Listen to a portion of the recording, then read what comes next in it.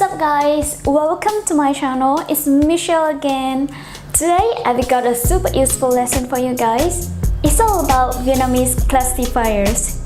Before we get started, I would like to tell you a small story of my friend and I at the restaurant.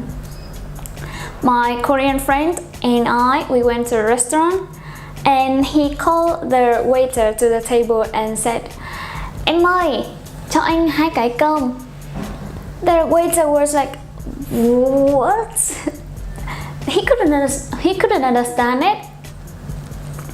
And another time, another friend of mine made the same mistake. So he talked to the waiter. "Em ơi, cho anh 2 cái bia." What? The waiter was like, 2 cái bia? He couldn't understand it, and then trying to get some help from me, I just explained, "Em cho anh ấy 2 chai bia nha." If you don't want to make an awkward situation like my friends, keep watching this video until the end. So the first classifier for today is this one. Một cái bàn, a table. Mình muốn có một cái bàn trang điểm thật là đẹp. I want to have a really beautiful makeup table. 3 cái váy. 3 dresses. Mình sẽ mua 3 cái váy thật là sexy. I will buy 3 sexy dresses. 5 cái ghế. 5 chairs. Mình có nên đặt 5 cái ghế ở đây không nhỉ? Should I put 5 chairs here? The second classifier is người. This is classifier for counting people. 2 người. So, is it 2 people? When you're entering a restaurant, you will be asked, "Anh đi mấy người ạ?" 2 người. "Chị đi mấy người ạ?"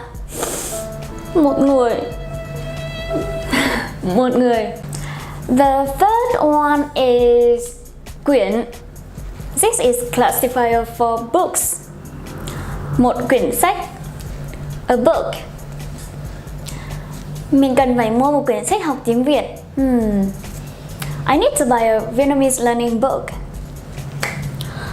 "Anh ơi, mua cho em 3 quyển vở đi." Please buy me 3 notebooks. The next one is cốc. Cốc is classifier for a cup. So, 1 cốc trà đá, a cup of iced tea. "Cô ơi, cho con 1 cốc trà đá." Means, "Auntie, please give me 1 cup of iced tea." "Em ơi, cho anh 2 cốc cà phê đen nóng có đường." Means, "Please give me 2 cups of black coffee with sugar."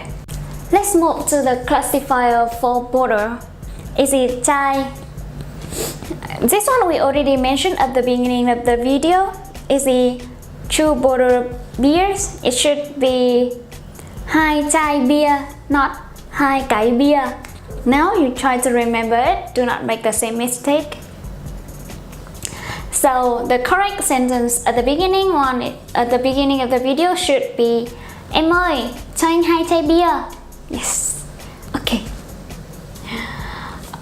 1 chai nước, a bottle of water. "Anh ơi, anh có muốn 1 chai nước không ạ?" Do you want to have a bottle of water? It's time for the classifier of dish or plate. Is it đĩa? "Em ơi, cho anh 2 đĩa cơm." Means, "Please give me 2 plates of rice." "Anh ơi, cho em thêm 1 đĩa hoa quả nha."